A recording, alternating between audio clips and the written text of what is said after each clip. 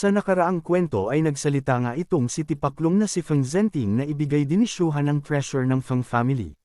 Sa mga sinabi ni Feng Zhenting ay hindi ito pinansin ni Shuhan bagkus ay kumain ito ng spiritual fruit at tinanong nito ang mga mukhang demonyo kung sila ba ay mga ancient immortality cultivators.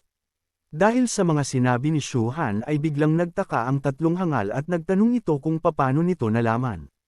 Sa tanong ng hangal ay itinutok ni Shuhan ang sibat na kanyang hawak at nagsasabi ito na alam niya sila ay nagtatago lang sa paligid. Dagdag pa nito na sila din ang dahilan kung bakit nawala ang spiritual energy sa loob ng Jingshi Cave, kaya tinanong muli ito ni Shuhan kung ano ang kanilang binabalak sa ngayon. Habang tinitingnan ni Shuhan ang mga hangal na ancient immortality cultivators ay sa isipan niya kung bakit napaaga ang pagpapakita ng mga ito, dagdag pa nito na papaano nila nalaman na nasa kanya ang ultimately mysterious tree.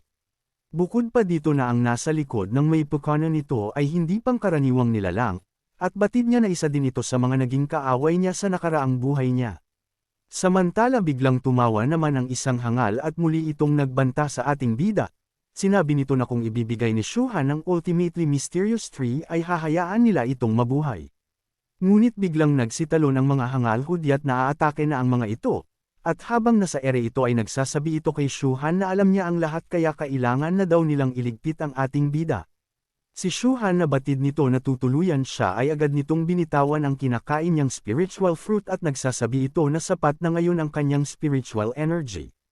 Kaya hindi rin nagtagal ay bigla din tumalon si Shuhan at hinamon niya ito na lumapit ito sa kanya.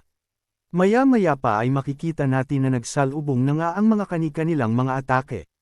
Dito nga ay makikita natin na tumama ang sibat ni Shuhan sa hangal at bumagsak ito sa lupa at napaluhod ito. Habang hawak-hawak nito ang kanyang tutoy ay ang sugat pala ay nagsasabi ito na napakabilis ni Shuhan gumalaw, kaya pinayuhan niya ang kanyang mga kasamahan na mag-ingat sapagkat ang nilalang na kanilang kaharap ay may kasanayan sa speed magic kaya mabilis itong makagalaw.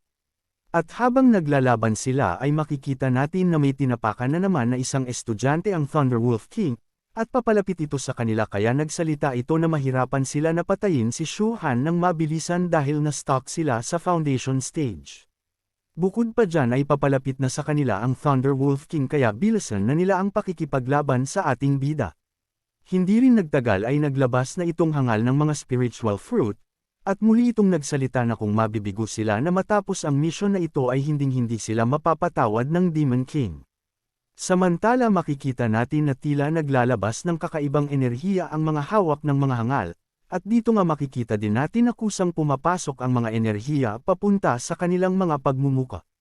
Pati din ang dalawang hangal ay ganun din ginawa parang nag-hit-hit ng katol ang mga ito.